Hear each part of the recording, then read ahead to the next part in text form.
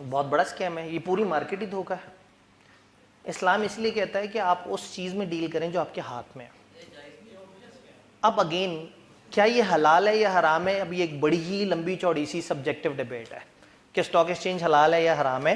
اگر ایک شیئر ہے اور شیئر کے پیچھے ایک کمپنی ایگزسٹ کرتی ہے اور آپ شیئر خرید کے اس کے مالک بن کے اپنے نام پہ اسے ٹرانسفر کر کے رسک اینڈ ریوارڈ لے لیتے ہیں پھر تو ٹھیک ہے.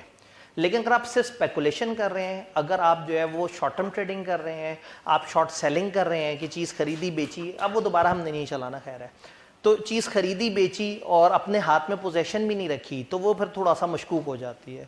اسلام ٹریڈنگ کے کچھ رولز بتاتا ہے, وہ کہتا ہے کہ آپ نے فیوچر میں نہیں ڈیل کرنا. اسٹاک ایکسچینج میں ایک پورا ونگ فیوچر پہ چل رہا ہوتا ہے, آپ آج ایک کمپنی کے 3 مہینے بعد کے فیوچر کے شیئر خرید سکتے ہیں. فیوچر کی ایک پرائس ہوگی, اب آپ سوچ رہے ہیں مارکیٹ اوپر جائے گی, کوئی اور سوچ رہا ہے مارکیٹ نیچے جائے گی, تو وہ فیوچر کی پرائس سے چیزیں آگے پیچھے ہو جائیں گی.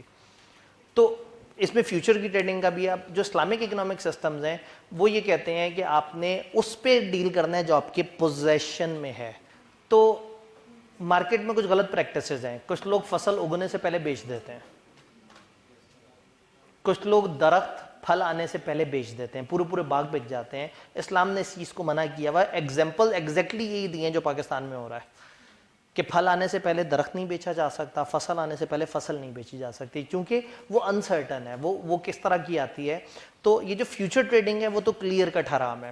جو اسپاٹ ٹریڈنگ ہے, جو آج کے ریٹ پہ جو ٹریڈنگ ہے, اس کے اندر پھر یہ ہے کہ اگر آپ ایک شیئر خریدیں اور شیئر کی پوزیشن رکھیں اور شیئر کے رائٹس آپ تک سارے پہنچ جائیں اور پھر اس کے بعد اگر آپ بیچیں تو اس کا مطلب ہے کہ آپ نے اتنے عرصہ رسک اینڈ ریوارڈ والا وہ کیا.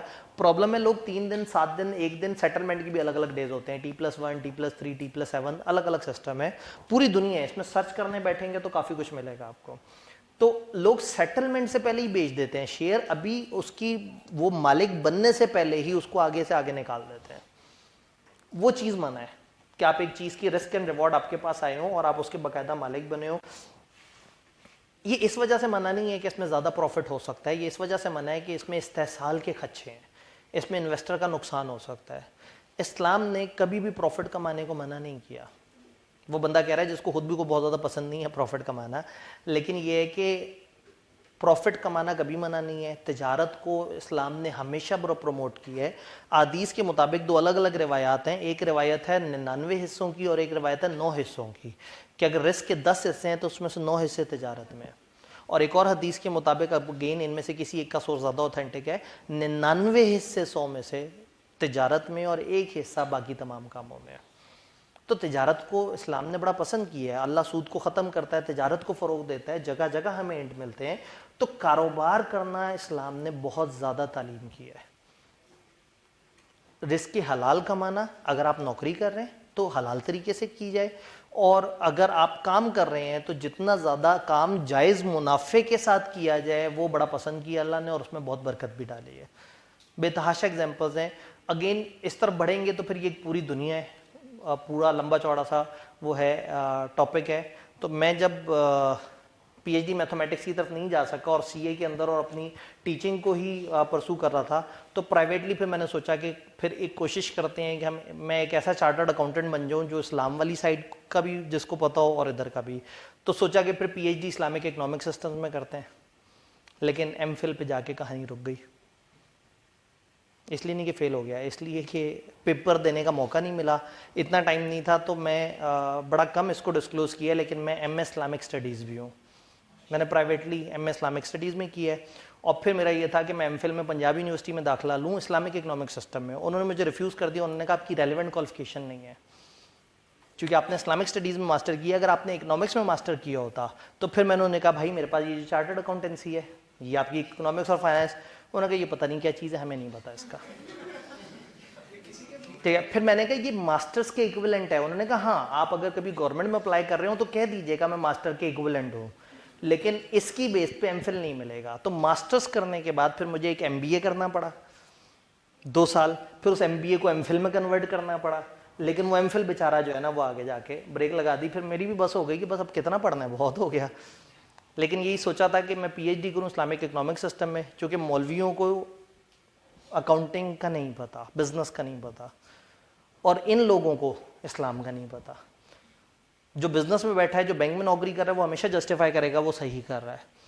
اور مولوی کو ہمیشہ یہی لگے گا کہ اکنامک سسٹم تو بڑی غلط چیز ہوتا ہے, اسے پتہ بھی نہیں ہوگا اکنامک سسٹم کہتے ہیں کیسے ہیں.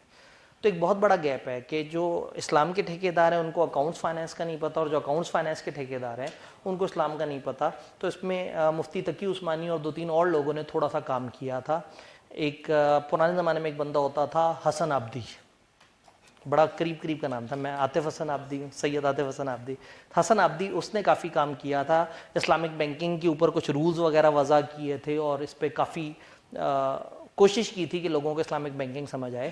پاکستان میں کئی بینک اسلامک ہیں اور کئی کی اسلامک صرف ونڈو ہے, لیکن ابھی تک صرف میزان بینک ہے جو سکسیسفلی اپنی اسلامک رولز کے مطابق اپنی پروڈکٹس کو کنورٹ کر پایا ہے.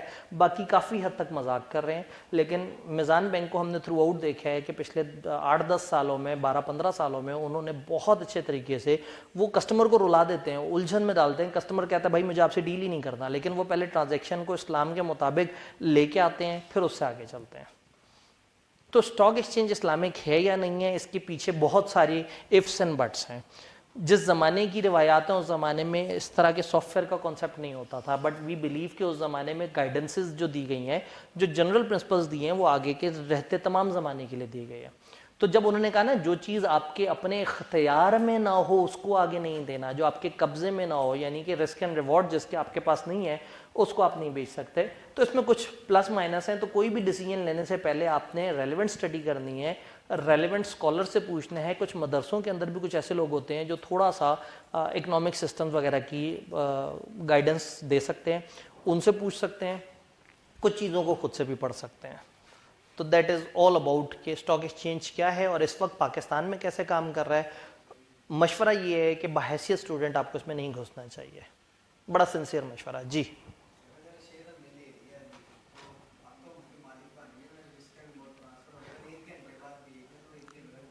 اگر اصل میں سیٹلمنٹ ایسی نہیں ہوتی, بیک اینڈ پہ سیٹلمنٹ 3 دن بعد ہو رہی ہوتی ہے. اگر آپ شیئر خریدیں, سیٹلمنٹ ہو جائے اور ریکارڈ میں وہ آپ کے نام پہ آ جائے اور وہ ڈیزگنیٹ ہو جائے کہ ہاں بھائی اب آپ اس کے مالک ہیں, اس کے بعد اگر آپ بیچیں گے تو تھوڑا سا پازیٹیوٹی بڑھ جائے گی. اصل میں یہ ایک رول ہے, اس طرح کے چھوٹے چھوٹے سے بہت سارے رولز ہیں.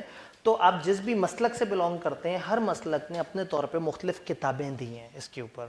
بہت سارے لوگوں نے مختلف احادیث کے حساب سے اسلامک اکنامک سسٹم سمجھائے ہوئے ہیں, گائیڈنسز دی ہوئی ہیں. پرانے زمانے میں پھر خاص طور پہ یہ مختلف جو سسٹم ہے اس کے اندر جو ہے نا کہ جی یہ مالکی سسٹم ہے, اس کے اندر فلانا کتاب نے ایکسپلین کیا, یہ شافعی سسٹم ہے, یہ حنفیہ سسٹم ہے, یہ جعفریہ سسٹم ہے. تو الگ الگ طرح کے مسلک نے الگ الگ طریقے سے الگ الگ کتابوں میں اپنے اپنے اسکول آف تھاٹ پریزنٹ کیے ہیں. تو آپ جس بھی مسلک سے بلونگ کرتے ہیں آپ اس کے اندر رہتے ہوئے ایک دفعہ اس کو پڑھیں. آلدو یہ اسلامک جو پرنسپلز ہیں وہ زیادہ تر یونیورسل ہیں. چونکہ میں جس مسلک سے ہوں میں نے ماسٹرز اس میں نہیں کیا, میں نے دوسرے مسلک میں کیا. ذرا دیکھیں تو صحیح, ٹو مائی سرپرائز 95% چیزیں سیم تھی, لیکن آپس میں لڑ رہے ہوتے تھے. چونکہ پرابلم یہ ہے کہ جو لڑ رہے ہیں ان کو بھی اسلام کا نہیں پتا, اور جو وہ کوٹ کر رہے ہوتے انہیں نہیں پتا ہوتا تو احادیث کی کتابیں نہیں پڑھتے, قرآن نہیں پڑھتے. سب سے آسان ہے قرآن پڑھنا. اگر قرآن کو ترجمے سے پڑھ لیا جائے آدھے سے زیادہ مسئلے حل ہو جاتے ہیں. اللہ تقریباً جو ہے نا یوں سمجھیں کہ جیسے نہیں ہوتا کہ ایک بندہ کہتا ہے یار خدا کے لیے یار کچھ تو سن لو, تو اللہ نے باقاعدہ اس ٹون میں کہا ہے کہ بھائی ہم نے نصیحت کے لیے آسان کر دیا ہے. کوئی جو نصیحت حاصل کرے, کوئی تو آئے جو نصیحت حاصل کرے. تو اگر میں اپنے نوٹس کو کہہ دوں نا یہ آسان ہے, تو اس کا مطلب ہے کہ میں ایک انسان یہ مانتا ہے آسان بات ہے اسٹوڈنٹس کے لیے. تو جب خالق حقیقی کہہ رہا ہے آسان چیز ہے تو ہوگی آسان چیز. پھر مولوی کی اس بات میں مت آئیں کہ قرآن سمجھ ہی نہیں آ سکتا جب تک کسی مولوی سے کے پاس مت آؤ, وہ تو اپنا کاروبار خراب ہونے سے روکتا ہے. آپ قرآن پڑھیں, بہت خوبصورت طریقے سے آپ کو سمجھاتا ہے. ایک دفعہ زندگی میں عربی سائڈ پہ کر کے صرف اردو پڑھیں. کبھی ذرا کم ثواب لینے کی کوشش کریں. آپ کو شاید یہ گمان ہے کہ شاید عربی کی طرح رٹا ماریں گے تو زیادہ ثواب ہوگا. یقین مانیں سمجھ کے پڑھیں گے, ثواب بھی اچھا ہوگا اور زندگی میں بھی فائدہ آئے گا. تو بہت سارے مسئلوں کا حل قرآن میں, اور بڑا اسٹریٹ فارورڈ ہے. اور مولوی ہمیں گول گول گھماتے رہتے ہیں. وراثت تک کے قوانین پہ اتنی بحثیں لڑائیاں چل رہی ہوتی ہیں, اور قرآن نے اتنا ڈیٹیل سے باقاعدہ ریشوز نکال کے بتائی ہوئی ہیں کہ اس لیئر میں اس والی نسل میں اگر یہ والا بندہ بھی موجود ہو تو چیزوں کو اس حد تک ڈیوائڈ کرو. تو بہرحال آپ لوگوں کو کافی پکایا. اس کا یہ مطلب نہیں ہے کہ جو پوسٹ رزلٹ والے ہیں ان لوگوں کا لیکچر ختم ہو گیا. لیکچر ایگزسٹ کرتا ہے. ہم پڑھیں گے، مزید آگے پڑھیں گے، پچھلے دن کے سوال لیں گے انشاءاللہ تعالیٰ. جو ہمارے پری رزلٹ کے کچھ بچے بیچ میں آئے ہوئے ہیں ان کو خدا حافظ کہہ دیں گے. تو that was about stock exchange. کہانی سمجھ آئی؟ لیکن نہیں کرنا. سچا مشورہ دے رہا ہوں، بہت سنسیئر مشورہ دے رہا ہوں، مت کریں یہ کام.